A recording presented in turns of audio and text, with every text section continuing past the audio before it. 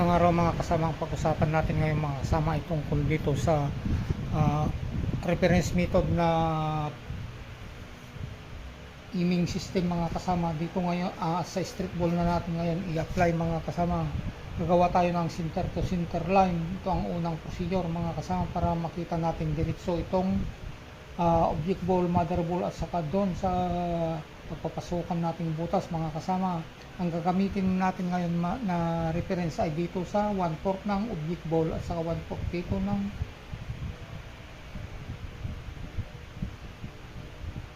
mother ball mga kasama. Yan lang natin i-diretso itong tako.